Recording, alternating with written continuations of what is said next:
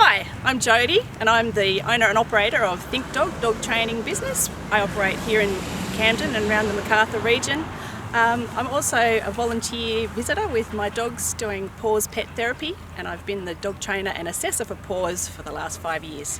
So one thing that's really handy to have for a pet dog, but particularly useful to have for a therapy dog, is not having your dog jumping up on people. So we have a lot of people that have had their dogs been doing that for a long time. So how do we start to train them out of jumping on people? So there's two parts to it. The first thing is to find out what we want them to do instead of jumping up. And in this case, I want my dog to have all 4 feet on the ground. I don't mind if they're sitting down, lying down, standing up, as long as those 4 feet are on the ground. So I just start by making sure that every time I interact with my dog, that she's got 4 feet on the ground. So Vance is very used to this. But if I had a dog that was jumping up, I might wait and yes, good girl. And then I might sometimes use a bit of food reward. So what we're teaching the dog is 4 feet on the ground is what's paying off for you. So the other half to that is showing our dog that jumping up isn't going to pay off. So if we have a dog that's jumping up, instead we'll have to pretend that Fancy's jumping up because she's good at not jumping up.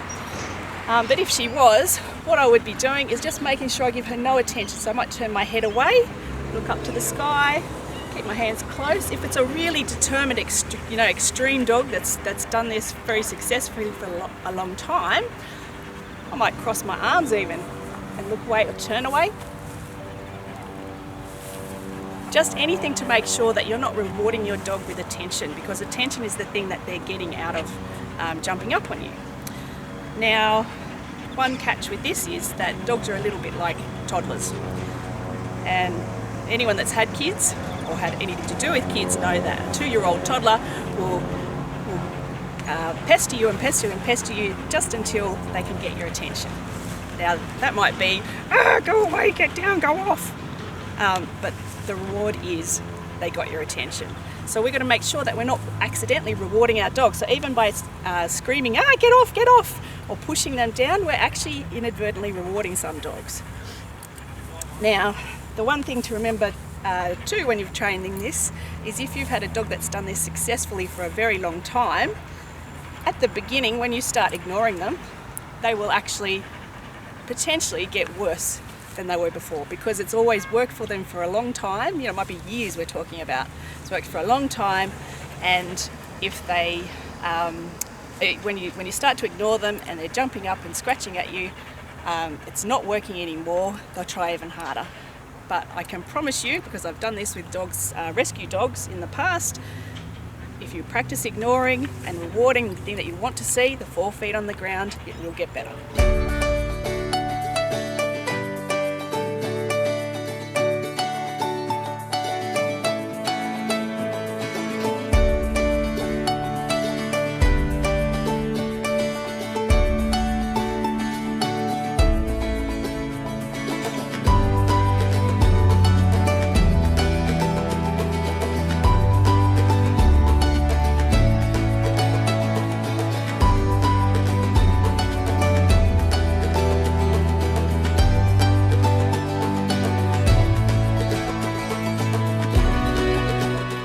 So another thing that's handy to have is a dog that walks nicely on a lead.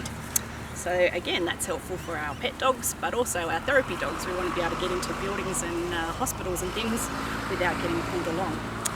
So how I teach this is it's a little bit different than what I would teach a dog for a formal obedience heel work. So that's where I have the dog sitting right beside me here like this.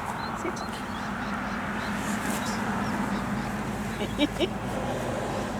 Way.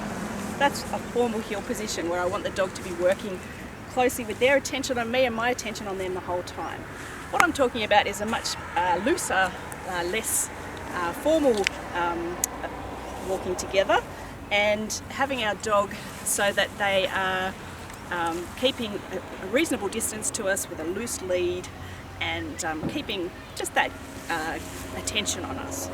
So what we're doing is we're imagining a big rectangle here, And I'm going to turn around and start walking away, but I want Otto to stay in that rectangle, and I'm going to stop and reward him when I see him in there.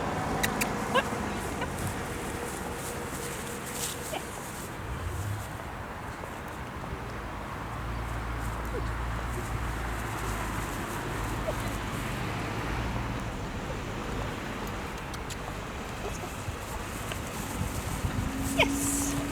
Good boy. Good man. Good. So Otto's obviously done this a few times before, so he knows what I'm asking of him. But that was how I started out with him, was moving forward, get him into that area, reward for the moment that he's there. Because if we reward what we want to see, we're going to see a whole lot more of it.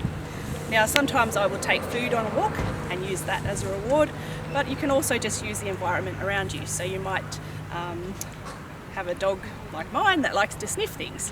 So if I can see there's a tree or a post coming up that I know he's going to want to sniff, well, he's going to be allowed to sniff that, but he's got to walk politely to get there. So we're using environmental rewards to get our dog to understand what we want. They get a nice, enjoyable walk, and we also do, because we're not getting pulled along the street.